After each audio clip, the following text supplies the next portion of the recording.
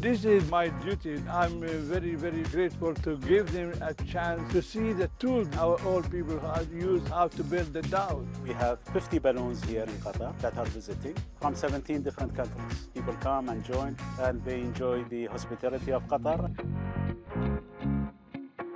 Hello and welcome to Qatar 365 with me, Laila Humaira.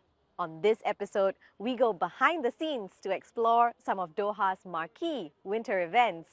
We begin at an annual festival celebrating Qatar's marine heritage. Long before oil and gas, pearls used to be the country's major export. To go deep into the sea, pearl divers would set sail on classic boats that are known traditionally as dhows. And as Adel Halim found out, the Dhow Festival is a reminder to locals and tourists alike of that rich history.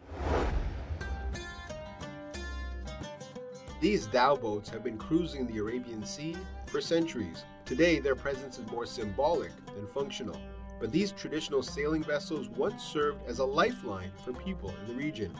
They were used to fish, dive for pearls, and transport fresh water, fruits, and heavy goods. This rich history was recently on full display for visitors at the 13th Qatar Traditional Dhow Festival.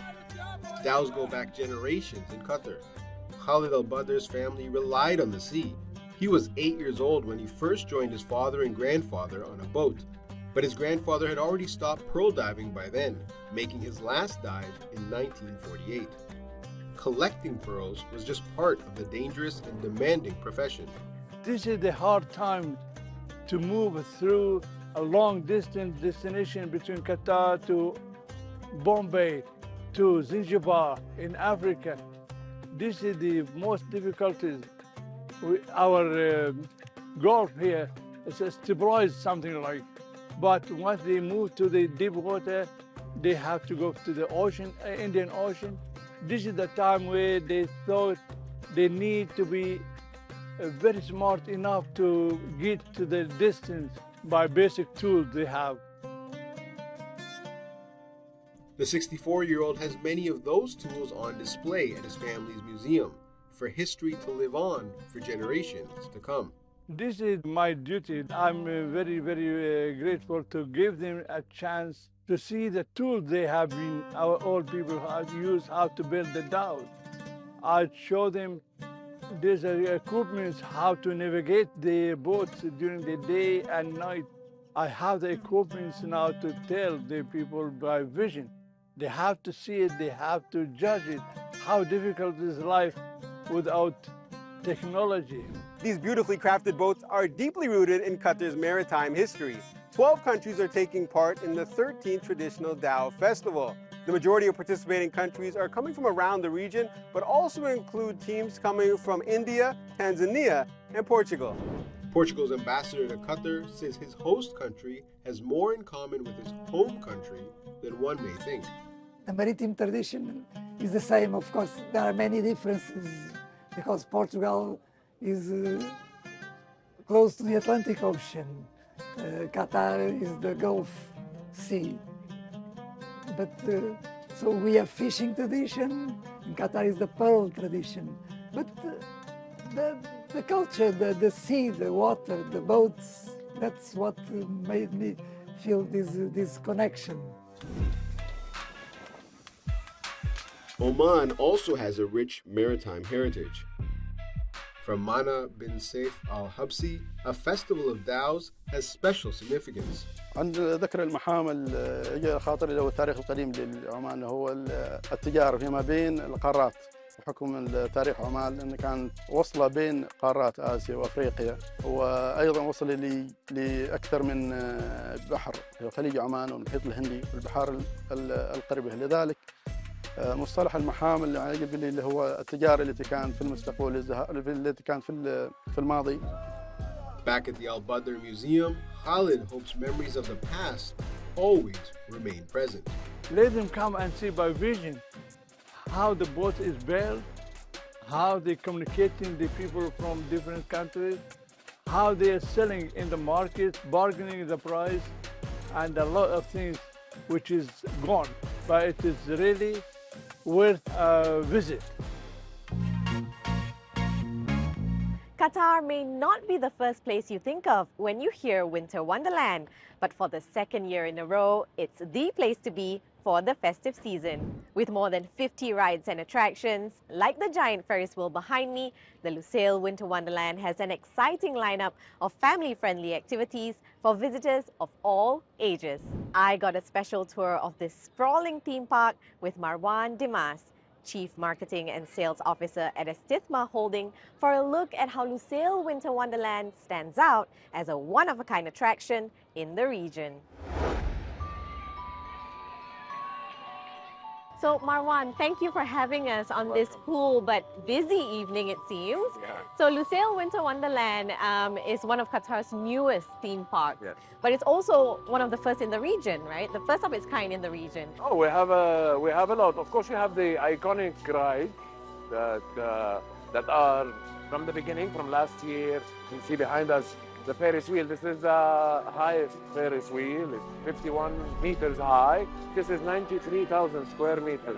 Between rides, activities, and games, this is something around 80 rides and games. Yeah, it's fun. It's fun. I think it's one of the most amazing projects of our company. If you look at the lights, at the vibe, at the ambiance, it always feels nice and cool to be here. And we know that Qatar, of course, is a premium tourist destination all year round. But what makes winter so special to be in this country? The weather, of course. This is, and I say, discover winter in Qatar. So, as you can see, the weather is good. Everybody's out. All the activities, the country has been doing a lot of effort and change in the past several years just after the FIFA. The country has become very attractive. Qatar has hosted 3 million or 3.5 million tourists now. It's double what they hosted last year with the World Cup. So it's amazing. The winter season is amazing in Qatar, simply. There's no doubt about it. So we've spoken a lot about the rides and all of the things on offer, but I hear there's much more coming up. Can you share a little bit about what's coming up this season and also next year? Yeah, because the season has just started. So we got season 2, very exciting things coming up from here till the end of season 2, but season 3 is going to be amazingly beautiful, amazingly beautiful. Sometimes the park is over capacity. Our capacity at one time is 5,000 to 6,000 at the same time. So we are reaching capacity with the tourists and the visitors. And this is what makes it work. This concept is not globally, it's not new. So this type of theme park is a classical, everybody loves it. Whether you are a kid, you're a big, it doesn't matter. Next, we take a short drive down the Lusail Highway back to the Kataре Cultural Village to witness another winter spectacle. This time, the excitement is up in the sky. This is the 4th edition of the Qatar Balloon Festival, a yearly display showcasing the world's most colorful balloons from all over the world. I got to meet the team behind this unique event for a look at how it's becoming a favorite way to see Qatar. It's a joyful occasion. People come, have a good time, look at the balloons from up close. It's joyful for everyone. Captain Hassan paved the way for the first hot air balloon to fly in Qatar skies in 2019. And every year since then, the Qatar Balloon Festival has been soaring to greater heights. Live entertainment, interactive games, a musical parade, and the glow of dozens of hot air balloons, all to welcome a new flying season. We have 50 balloons here in Qatar that are visiting from 17 different countries.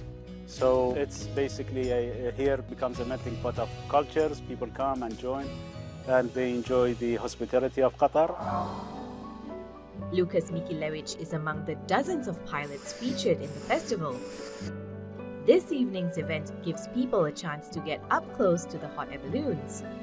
Lucas and his team put on a show for visitors, but he's not allowed to fly the balloons at night.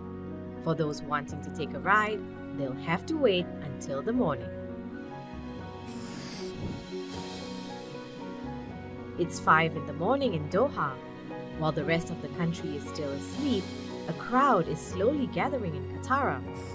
And Lucas is back. This time, he'll have paying customers on board. For those lucky enough to snap up a ticket on the morning flight, the early wake-up call is well worth it. for a chance to take a magical ride on these majestic hot air balloons. But even if you miss out on that opportunity, the sight of them taking off and floating through the sky would awe any spectator watching from the ground. Up, up, and away. For many people, a ride on the balloon is a once-in-a-lifetime experience, and a lot of trust is put on the pilot navigating it. Every single flight is a new challenge. You know, when you're flying anything else, or you're still flying routes, here you take off and you start analyzing what winds I get, where I can fly. It's more of a mental challenge because on the ground, the wind usually always blows directly to the sea. But you know that according to all the forecasts, over 1,000 feet, 300 meters, it will turn south and you will fly into open areas behind. And that's the plus point, that you will always find really big open areas to land because it has lots of desert around. Born into a piloting family, Lucas got his balloon license when he was 18. Now in his 10th year, he hopes to keep the art of ballooning burning for a long time to come, despite the challenges of modernization.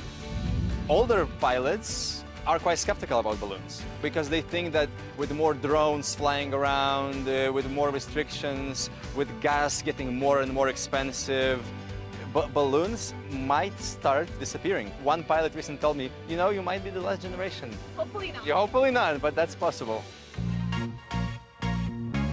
What a wonderful time to be in Qatar. No matter what you choose to do here in winter, there are plenty of great activities to enjoy in perfect weather conditions.